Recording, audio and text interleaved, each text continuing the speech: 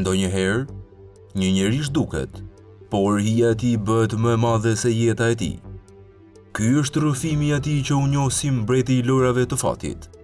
Ervis Martinaj, një emër që rezononte fuqinë, rrezikun dhe një fund misterioz që e ka paralizuar Shqipërinë.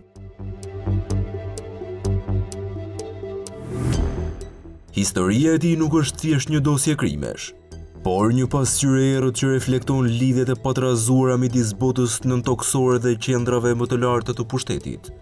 Ervis Martinaj nuk e filloi jetën si një fantazm, por si një ndërtues i një perandorie të re. Ai ishte simboli një epoke ku paraja, e gjeneruar shpejt nga biznesi i lojrave të fatit, krijonte ndikim të pakufizuar.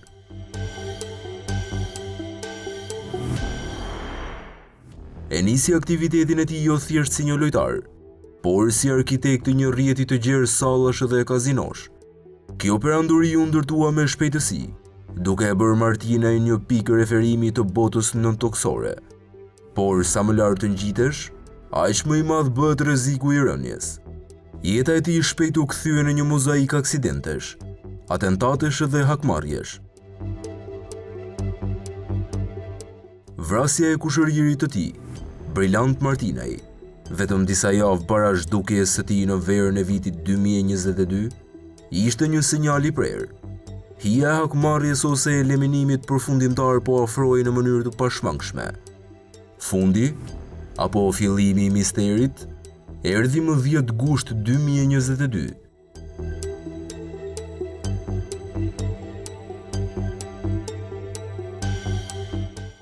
Martinaj besohet se u takua me një person të besuar të tij, i cili më vonë u bë dëshmitari kyç, i njohur si dëshmitari X.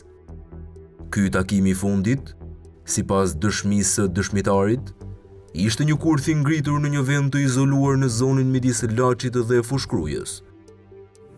Dëshmitari pohoi se në vend ngjarje ishin të pranishëm disa ekzekutorë, figura të njohura nga bota e krimit, të cilët ndërhyn për ta eliminuar.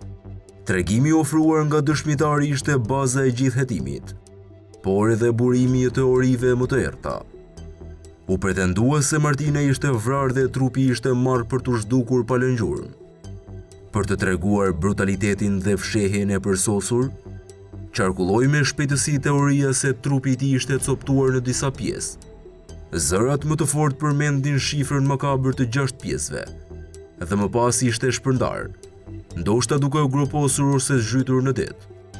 Ky akt i supozuar shërbente për 2 qëllime: të zhdukte çdo provë biologjike dhe të dërgonte një mesazh brutal dhe paralizues në botën nëntoksore.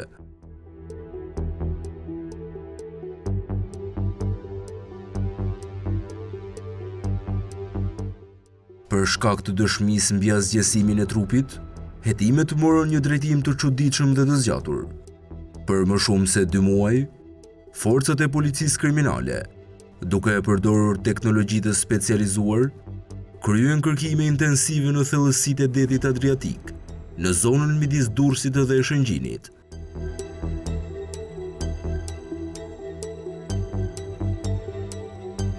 Përdorimi i skafandrave dhe sonarëve u kthye në lajmin kryesor. Kërkimet në det treguan fokusin e autoriteteve mbi hipotezën e zhytjes së trupit, ndoshta i rënduar me zinxhir apo beton. Megjithatë, provat e prekshme mbetën minimaliste dhe të diskutueshme. U fol për gjetjen e një makine Range Rover, e përdorur sipas dëshmitarit për transportimin e Martinajt.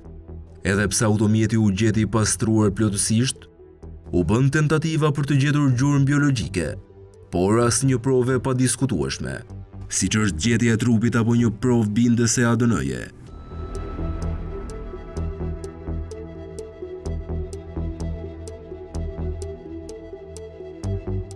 Për publikun dhe analistët, kërkimi i vazhdueshëm dhe pa rezultat ishte një tregues i një hetimi ose të paaft, ose i sabotuar nga brenda sistemit. Mungesa e trupit i hapi rrugë 2 teorive kryesore, duke e bërë ngjarjen thellësisht intriguese dhe duke i dhënë Martinajt një hije karizmatike në vdekjen e tij të supozuar.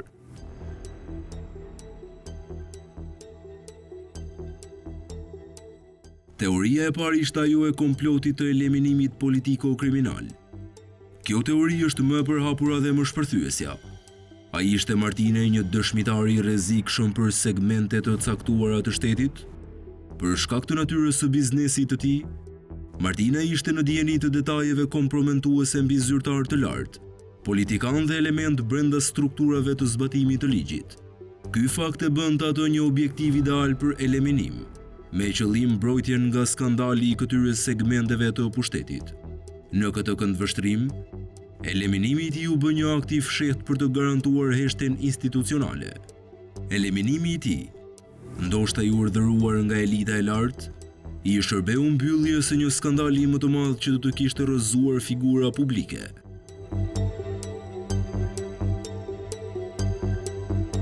Teoria e dytë është ajo e arratisjes dhe inskenimit të skenës. Kjo teori e sheh Martinaj si një strateg gjenial, i ndërgjegjshëm për rrezikun dhe akmarrjen që e ndiqte pas vrasjes së kushëririt të tij. Martinaj mund të ketë inskenuar vdekjen e tij. Ai mund të ketë paguar dëshmitarin kyç për të treguar historinë e vrasjes së tmerrshme dhe coptimit të trupit, duke e krijuar një alibi perfekte të vdekjes, ndërsa i vet ishte larguar me ndihmën e kontakteve të fuqishme. Kjo do t'i mundësonte atij të shmangte ndjekjen penale, hakmarrjen dhe të ruante asetet e tij. Në këtë skenar, Ervis Martinaj jeton si një fantazëm me një identitet të ri, duke parë se si hija e tij mashtron të gjithë aparatin e drejtësisë.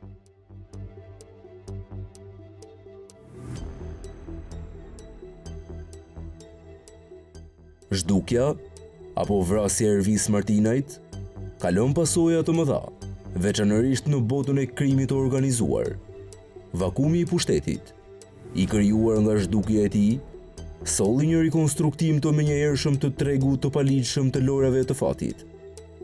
Grupe rivale u vunë në lëvizje për të marrë nën kontroll asetet dhe territoret e lëna bosh, duke shkaktuar rritje të tensioneve dhe luftimeve të fshehta midis grupeve në qytetet kryesore.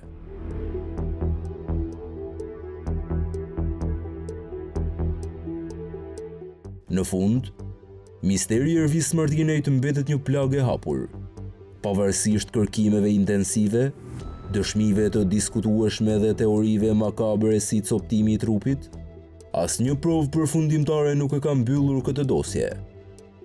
Ky rrëfim i thelluar konfirmon se e vërteta është tretur në një lumë spekulimesh, duke lënë vetëm një pikë pyetje të ftohtë që ndjek çdo lëvizje të drejtësisë dhe politikës shqiptare.